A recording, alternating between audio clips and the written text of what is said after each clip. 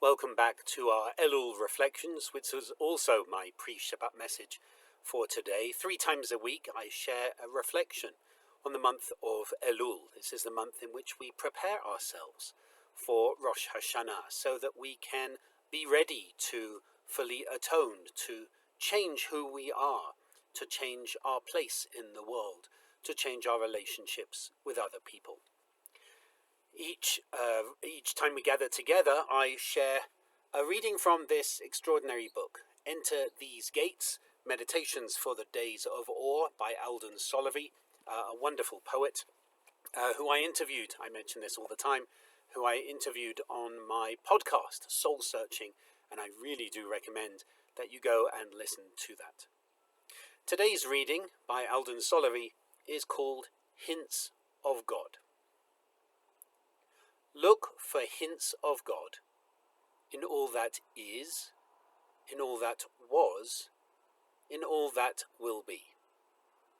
For God radiates from your life and from your face the holiness that infuses us all. This is the legacy, the gift forever given, passed on from mother to child, from father to babe, visible in your countenance and in your way of being.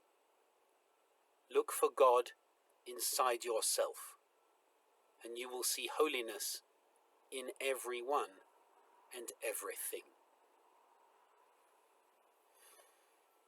I share this reading near the beginning of Elul because it's very easy during the month of Elul to be very hard on ourselves, to start reflecting on our lives and think, oh, I'm a terrible person and I've done all this wrong and so on. And that actually is a barrier, I think, to teshuvah, to atonement, to repentance. It's one thing to notice our mistakes, it's another to become depressed by them, to notice our mistakes and to want to change them. Part of that is to see the holiness in ourselves. And Alden Solovy has a clear theology here. This is not God who sits on a cloud with a book of life, ticking off or checking off our good deeds and keeping some kind of account like some spiritual accountant.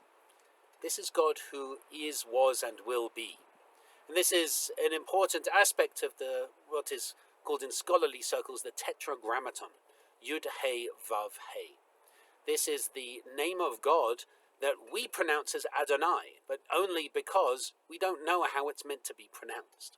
The high priest would pronounce it in the temple, but when the high priests were killed, the pronunciation was lost. And we know it's not pronounced Adonai, or it wasn't originally pronounced Adonai, because there's no Dalit, there's no Nun. It's Yud He Vav He. It's an almost breathless sound. And why is that important? Because when you take the Hebrew for is, was, and will be and superimpose it, you get Yud He Vav He. It superimposes 3 words on each other, they merge to form one word, Yud He Vav He. God, therefore, is, was, and will be. And so that's why instead of Lord, you'll often hear me use the eternal, God as the eternal. We nonetheless pronounce God's name, that name, as Adonai, out of tradition for the last 2,000 years. But it's interesting that there are people who do pronounce it differently. Adonai means my Lord. It's a very patriarchal term. There are others who read it as Shekhinah. And you could say, but that's not how it's pronounced. Well, it's all providing sound onto something that is unsoundable. So, for Alden Solovy, we're looking for hints of God in everything that is, was, and will be. This is a much more immanent God, a God who is within, who is of this world, in this world, infused in this world, is perhaps another way of saying it. As he said, God radiates from your life and from your face. And I really like this. I was talking with a member of the community recently about the idea of Hester Panim. This is the hiding of God's face, which is a rabbinic notion. Why do bad things happen? Because after the temple was destroyed, God hid God's face.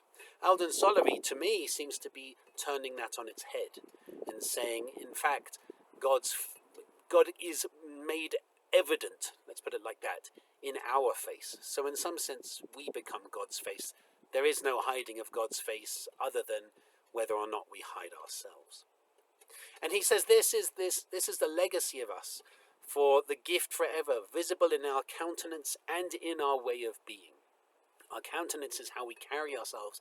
Our way of being is what we do with ourselves. And so this is a God who is made evident in who we are and what we do. We are God's hands, essentially. So he says, he concludes, look for God inside yourself, and you will see holiness in everyone and everything. And that, for me, I think is particularly important when it comes to teshuvah. When it comes to our atonement and repentance, we're not atoning or repenting because we're putting a band-aid on a problem. We're doing it because we're seeking holiness, because we're trying to explore and encounter holiness, and to share holiness wherever we can. The blessing before the blowing of the shofar, Lishmoa kol shofar. Baruch atah Adonai Eloheinu melech haolam, asher kedishanu b'mitzvotav v'tzivanu Lishmoa kol shofar.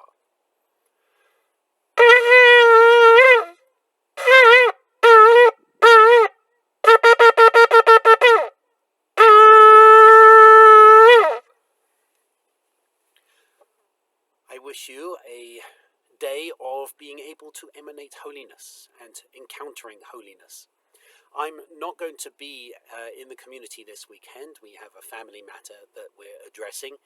Tonight's service is going to be led by Fred and by Aaron. Tomorrow's Torah study, which is really fascinating, is going to be led for us by Brian. It's on the punishment of flogging, of lashes. And how did the rabbis approach this, and what does it say about them?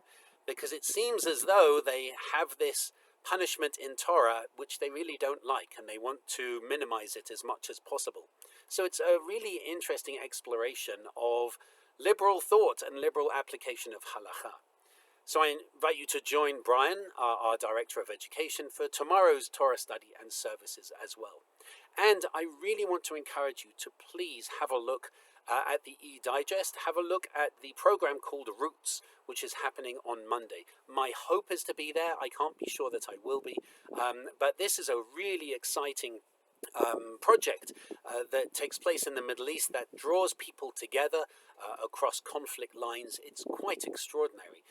So I'm very much hoping to be there. But you have to register beforehand for security purposes. So please have a look at the e-digest. Please have a look at the advertisement for Roots. Because we, as Temple Bas Shalom, try to support as many differing peace initiatives as possible in the Middle East, those that hold people, bring people together, acknowledge difficulty and pain, and try to work beyond it. This Roots event is quite extraordinary. The organization itself is extraordinary. So please do have a look at that, and please do register before Monday. I wish you Shabbat Shalom.